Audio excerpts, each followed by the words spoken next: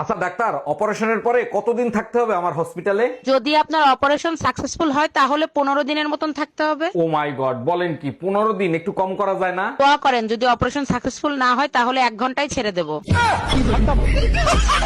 Doctor, এত কিছু খাই তবু শরীরের দুর্বলতা কাটে না, কি করি বলেন তো? আপনার তো রক্ত শূন্যতা হয়েছে, মনে হয় বাসায় অনেক মশা আছে, দাঁড়ান মশা মারার ওষুধ লিখে দিই। আরে ডাক্তার, আমার ঘরে একটা মশাও নাই, শুধু রক্ত চোষা বউ আছে, আপনি বউ মারা ওষুধ লেখেন।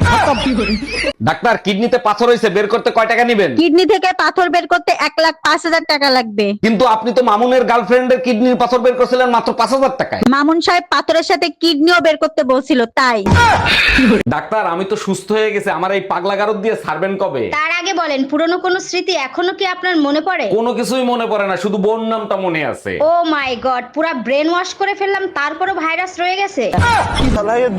ডাক্তার আসবো? হ্যাঁ হ্যাঁ আসেন বসেন, কি সমস্যা বলেন। মাথা ঘুরায়, বমি বমি ভাব। জিব্বাটা দেখি। ও তো খুশির সংবাদ, একটু বিশ্রামে থাকবেন, ভালো মন্দ খাবেন। কি বলেন, আমি অসুস্থ আবার আপনি বলেন সুখ খুশি সংবাদ, মানে কি?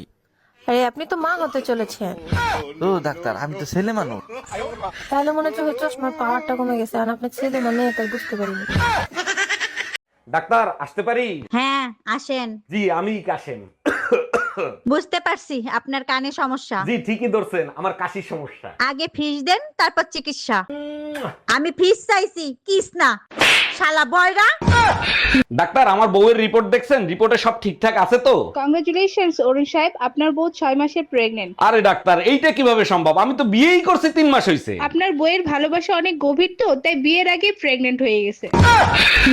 ডাক্তার, গার্লফ্রেন্ডে শুধু কিস করছি, তাতে প্রেগনেন্ট হয় কি করে? এক লোক ভুলে বন্দুকের জায়গায় ছাতা নিয়ে বাঘ শিকার করতে গেছে, যখনই বাঘ সামনে আসছে তখনই বন্দুকের মতো করে ছাতা মেরে দিছে, আর সাথে সাথে বাঘটা মারা গেছে। এইটা কেমনে সম্ভব? নিশ্চয়ই অন্য কেউ গুলি করছে। এই তো বুঝতে পারছেন। Next patient.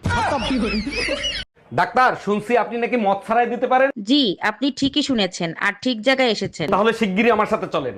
মানে কি, কোথায় যাব? গুলশান থানায় আমার 20 বোতল মদ আটকায় রাখছে। ভাগশালা মাতাল। ডাক্তার, শুনছি আপনি নাকি রোগীর চেহারা দেখেই রোগ নির্ণয় করতে পারেন। যেমন ধরেন আপনার দিনকানা রোগ হয়েছে, আপনি দিনের বেলা ঝাপসা দেখেন। ও মাই গড, আপনি তো সত্যি সত্যি চমৎকারী ডাক্তার। তা আপনি কি করে জানলেন? কারণ বাইরে বাংলায় বড় অক্ষরে লেখা আছে এটা পশু হাসপাতাল।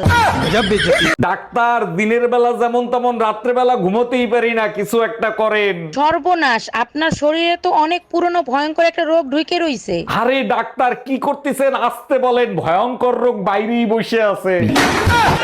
ডাক্তার, আমার বউকে বাঁচিয়ে যে উপকার আপনি করছেন, আমিও আপনার উপকার করতে চাই। অবশ্যই করবেন, আপনার ঠিকানা দেন, প্রয়োজন হলে আপনাকে খুঁজে নেব। লেখেন, আবু মুসা, মুর্দা এলাকা, আজিমপুর গোরস্থান। বুঝলাম, তা আপনি কি উপকার করতে চাচ্ছেন? কবর খোঁড়ার কাজ করি, আপনার কবর ফ্রিতে খুঁড়ে দেবো।